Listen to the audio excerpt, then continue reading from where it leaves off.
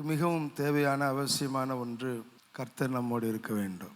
தாவீது நாளுக்கு நாள் விருத்தி அடைந்தான். சேனைகளுடைய கர்த்தர் அவனோடு கூட இருந்தார்.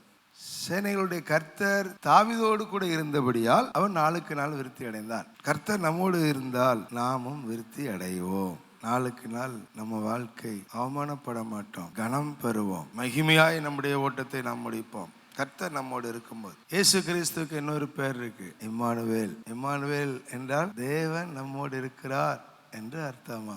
கர்த்தர் நம்மோடு இருக்க வேண்டும். அவர் இருப்பேன் என்று சொல்லி இருக்கிறார். நம்ம அவரை தவற விட்டு விடக்கூடாது. கர்த்தர் எல்லாரும் கூட எல்லாம் என்ன செய்ய மாட்டாரு, இருக்க மாட்டார். இயேசு சொல்றாரு, நான் உங்களுக்கு கட்டளையிட்ட யாவையும் அவர்கள் கை கொள்ளும்படி அவர்களுக்கு உபதேசம் பண்ணுங்கள், உலகத்தின் முடிவு பரிந்தும் சகல நாட்களில் உங்களுடன் கூட இருக்கிறேன். இயேசு அவருடைய வேலையை நாம செய்யும் போது நம்ம கூட இருப்பேன் அவர் வாக்கு பண்ணியிருக்கு. நம்ம அவர் வேலையை செய்யறோம்ல, நம்ம கூடவே இருப்பார். ஒவ்வொரு நாளும் நம்ம அவர் கூட இருக்கணும். அல்லேலூயா.